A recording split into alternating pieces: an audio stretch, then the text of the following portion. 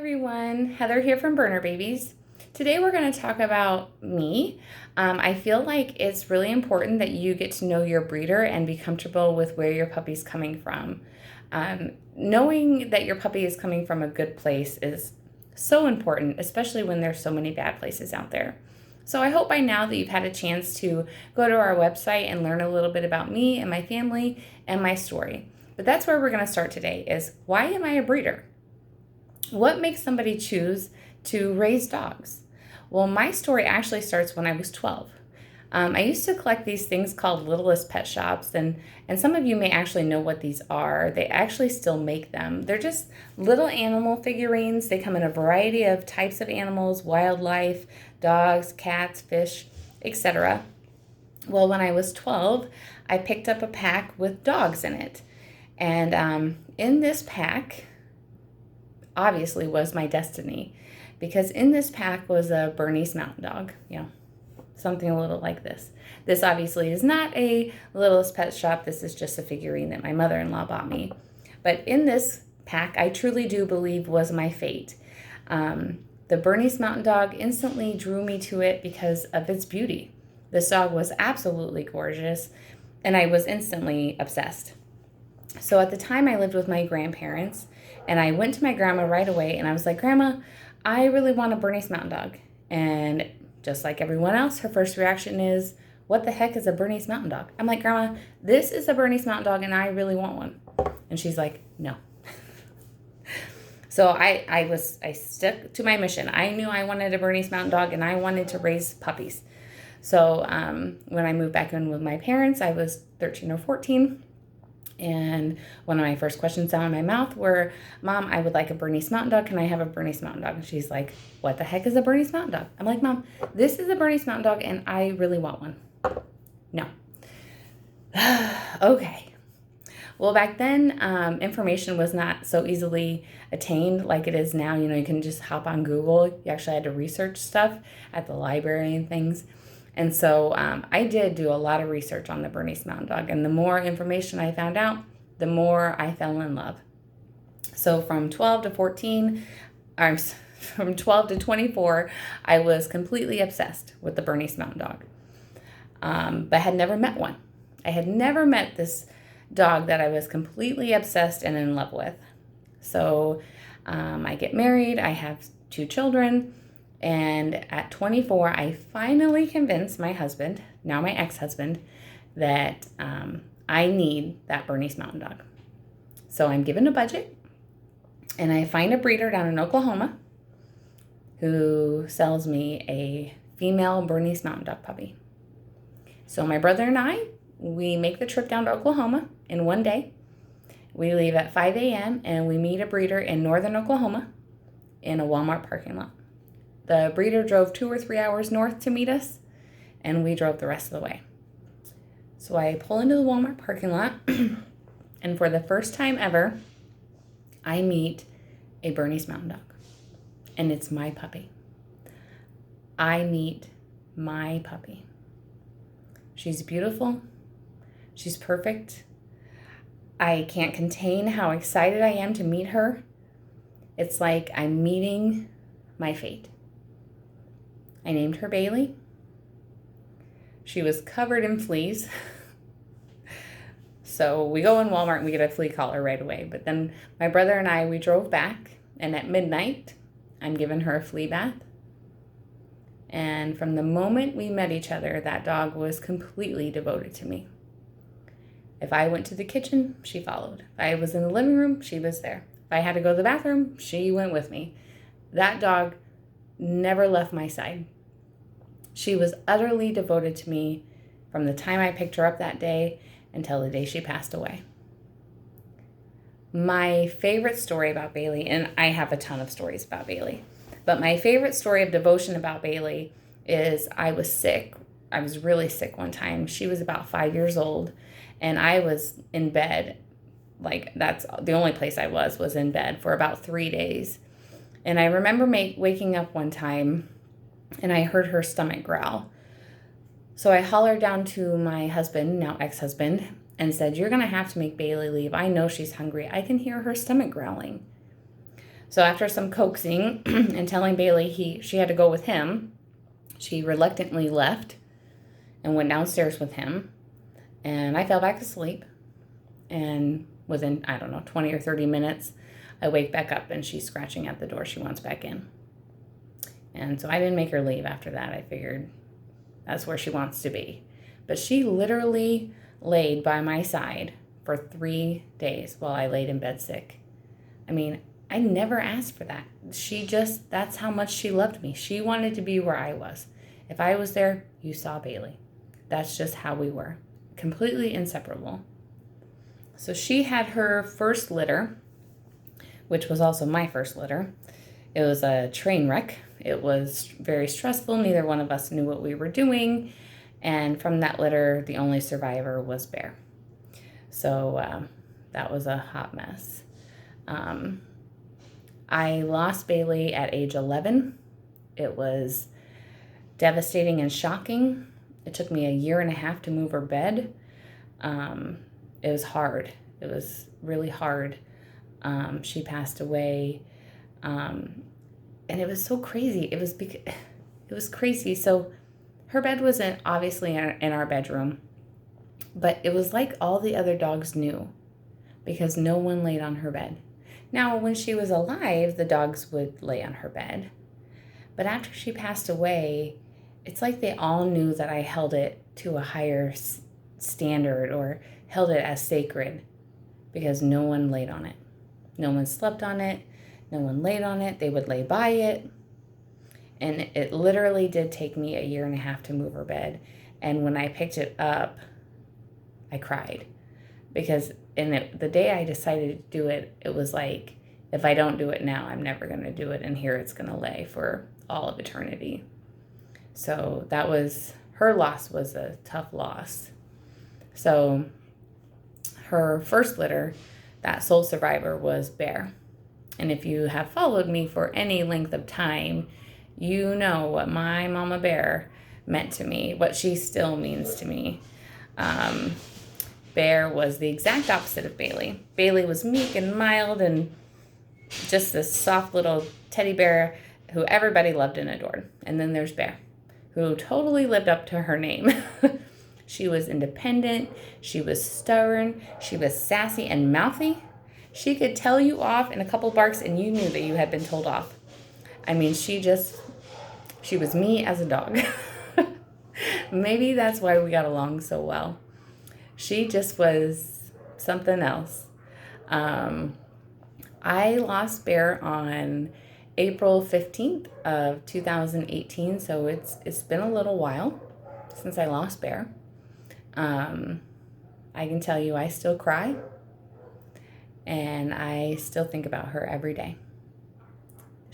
Losing Bear is the hardest thing I've ever lost as an adult, as a person on this planet. Her loss was completely devastating to me. What happened to Bear was one day she was acting weird. So I took her up to the emergency clinic and they did a bunch of tests and they did an x-ray and they found a little spot on her lung. And they're like, okay, give her this medicine. We're pretty sure it's pneumonia. If she gets better with the medicine, it's definitely pneumonia. If she doesn't, we're going to have to do some more tests for lung cancer. She got better with the medicine, definitely pneumonia. About a year later, kind of same symptoms. And we thought, oh no, the pneumonia's back. She's old. So we thought the pneumonia was back. It was kind of the same time of year. It's kind of mucky outside. It's really heavy with moisture in the air, things like that. So I took her up to my vet and they did the x-ray of her lungs and now she's got a mass. And the diagnosis comes back as lung cancer.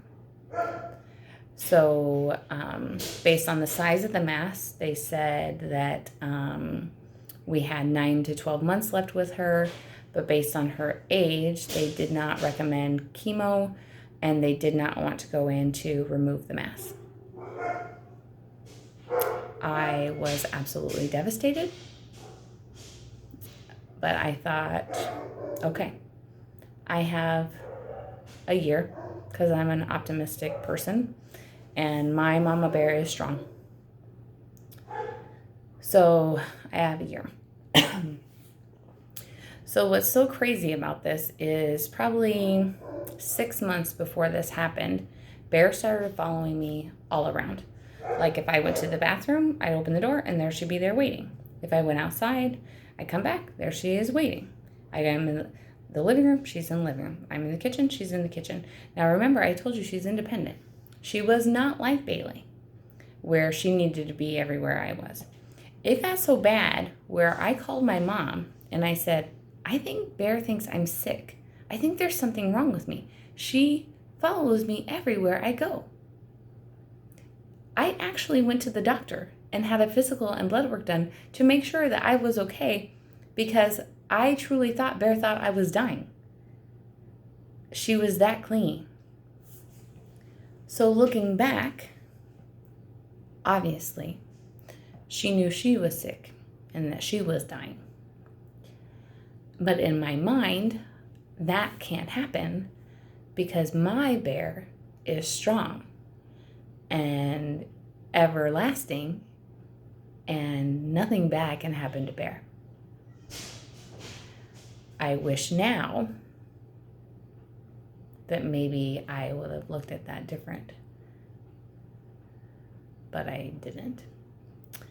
So we just got the cancer diagnosis and we've got 9 or 12 months before the cancer takes her. We follow the vet's advice. Chemo's going to be too painful at her age and she's too old to go in and get the mass. Okay.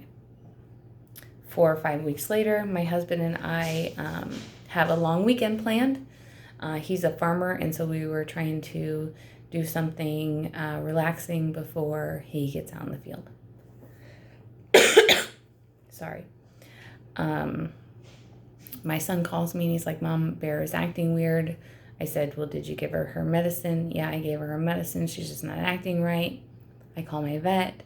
He actually comes to my house and gets her. Because my vet is amazing and he knew how hard I was taking Bear. So he comes and gets Bear. And he takes her back to his office and he calls me. And he's like, it's not good. This is not good.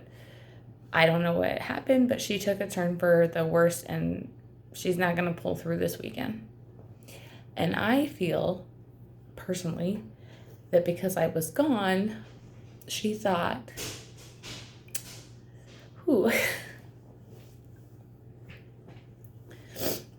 she thought my mom can't handle it. So while she's gone, I'm going to go.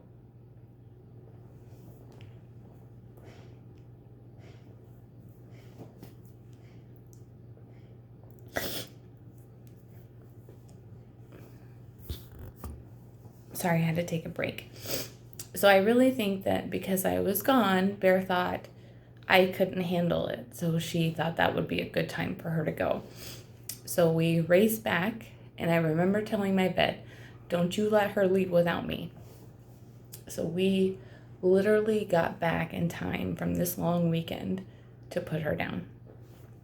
It was very, very hard on me. It still is hard on me, years later. But I do have, I'm going to take another quick little break. I'll be right back. Okay, I think I'm better now. Okay, so I do have here Bear's daughters, granddaughters, and even a great-granddaughter. So I am blessed in that fact that each one of those girls brings something of Bear back to me that reminds me of her. The reason that I think that it's important to tell you the story of Bear and Bailey is because they are Berner babies. They are the reason all of this exists. Without those girls, none of this would be here. I would not be sitting here talking to you right now. I am so grateful, beyond grateful. Words cannot even explain to you what these girls mean to me, what they did for me, the love that I have for them and how thankful I am for them. So I think it's important that if you adopt from Berner Babies, that you know who Bear and Bailey are. They are who started this all. And so I will forever be grateful for them. And I will always miss them.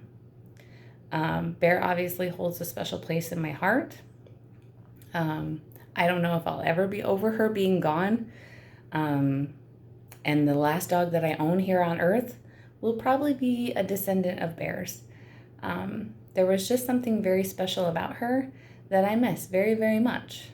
I don't know what it was, but I hope the puppy that you get from me is as special to you as she was to me. I love all of my dogs in a very unique way. And I love the puppies in a very unique way. They're all different. It's just like our kids, right? You love your kids different. Not maybe more or less than the other one, just different because they are different. But I miss her. And so I think it's important that everybody knows the story of Bailey and Bear if you adopt from Berner Babies. They are the reason that we're here today. So moving on to a subject that maybe is not so touchy for me. The next thing we're going to talk about is I get the question a lot of, aren't you sad when the puppies leave? I used to cry. And really, I'm not a big crybaby. I know that it comes across like that in this video, but I'm really not a big crybaby. But I did used to cry when the puppies left. And my ex-husband, who was not always such a nice guy, says to me one time, we had just left Albert Lee, and we had just dropped off some puppies, and I'm crying. And he's agitated at me because I'm crying. Why are you crying? Because it's sad. The puppies just left. And he says, but don't you remember how happy you were when you got Bailey? Well, I just kind of told you how happy I was when I got Bailey. And I said, yes. And he says, well, that's how happy you made someone else. And it just flipped this switch in me. Like, yeah, you're right. That is why I do this, right? Is to help other people gain what I have with my dogs. And so I'm not going to say I don't get attached, but I can't and I don't look at it as my loss anymore. I look at it as what I helped you just gain. If you have a fraction of the relationship with your dogs, with your puppy that you just picked up from me, as I have with my dogs, then I did something great for the world today. I did something great for you. These are amazing dogs. This is why I do what I do, so that you can have what I have. And it's an amazing thing. And so I don't look at it like that anymore. I don't cry. I'm happy when you pick up your puppy because I just helped you gain something amazing in your life. And so I get asked that question a lot, so I thought I'd answer it here. So another thing I want to talk about is my dogs. I have amazing dogs. And of course I'm biased. I'm a ton biased. But you would want me to be biased, right? You wouldn't want me to sit here breeding dogs that I think are horrible dogs. So let me tell you a little bit about them. So we now import all of our males from overseas. All of our dogs are either champion puppies themselves. So this little pink ribbon right over my shoulder, that's actually Iroquois champion ribbon. He won that in a dog show, and he actually had several more, but that's the only one they would give me. What? I'll take it. And if they're not a champion themselves, then their parents are champions. So we have amazing bloodlines here. We started keeping back our own females so that now all of our females, or most of them, some of my older ones aren't, but most of our females now here are also champion sired. So we'll continue to live on that legacy of all of our dogs here are champions. So all of our puppies here are champion bloodlines. So not only do they have that great champion bloodlines, they're nice and stocky and have that European background, but they also test very well. So they're all genetically tested with optimal selection, which tests for like 300 and some odd genetic diseases, which is why I can offer you the health guarantee that we do. So we offer a lifetime genetic guarantee against anything that we can test for. That's a money back lifetime guarantee. You want to know why I'm confident? Because I'm testing for my adults. So, we couldn't offer that guarantee if we weren't doing those testing. And then we OFA and X-ray all of our adults. So long as you don't overexercise your dog and keep your dog at a nice healthy weight, we're going to guarantee your puppy's hips all the way through adulthood. So all the way through maturity, that's 3 years old. So long as you're doing the right things on your end, we've already done the right thing on our end. So our dogs have great, amazing backgrounds, bloodlines, and health. So we have great dogs here. But not only on the health side, but you also want your dogs to have good-tempered parents. And our dogs are so gentle and kind and loyal. I'll tell you, I know I'm making this very lengthy, but it's important stuff. So I can tell you one of the best things that happens as a breeder is the birthing process, okay? So in the birthing process, you have this dog who is at her most vulnerable. It's stressful, it's scary, especially for the first-time moms, and here you are. She has to 1,000% trust you. There has to be no barriers between you and her. The amount of blind faith and no fear and no doubts that she has to have in you as a person for you to be there during the whelping process and be able to handle her puppies within a fraction of a second that they arrive. That's amazing. It's something I can't even describe to you. I had this one mother, her name was Bethany. Unfortunately, she's passed away. She was one of my first mothers too. I got her and her sister right at the same time. So it was Bailey, Bear, Bethany, and Ellie. Ellie's still alive though. So Bethany only had C-sections. She had her first 2 litters naturally, and then everything after that we had to do C-sections. She just really couldn't have them naturally on her own. But this is how smart she was. This is amazing. When she went into labor, she went to the door. So all my other mothers who had been through labor and delivery before, they would go to the nursery and find their whelping box. That's where they would have their babies. Not Bethany. Bethany knew that when it was time for labor and delivery, she went to the door. She would come get me, and she'd go to the door. And so that was my cue to call my vet. Okay, Bethany says it's time to go. We're having babies. So here's this mother, and not just Bethany, but any mother who has a C-section. When they get home, they are really still out of it. They're not quite awake. They're still very, I would say like in a twilight sleep yet. So, sorry, crying made my throat really dry. So, I basically carry them to the nursery, and then I'm handing them babies. So they are 1,000% trusting me that who I'm handing them is really their babies, right? I know they have sense of smell and stuff, but they're not all there yet. They're very incoherent yet. And so they have to trust me 1,000% that I'm going to do what's right, that I'm not going to harm them or their babies since they're still not out of it. It's just a blind faith in me that you just don't get with people. The bonds that I have with these dogs, there's nothing that compares. I don't have bonds like this with people. And it's because of, people lie, there's doubt with people, things like that. And so with dogs, there's none of that. A dog will never lie to you. They're always going to be upfront and honest with you. You're always going to be able to read a dog, right? So, the things that I've seen with dogs makes me a firm believer that they are the best creature that God has ever made on the planet. And I just firmly believe that. So another thing that has happened here is one time Bear had a C-section and they didn't close off a blood vessel all the way. So she ended up bleeding internally and having to have 2 blood transfusions. And so she could not care for her litter. So here I have these babies and no mother to care for them. Well, I can't do it. I'm not a good surrogate. It has to be a dog. They're just a better mother. And so I hand these babies to Odessa. Now her babies are older. They're much bigger. So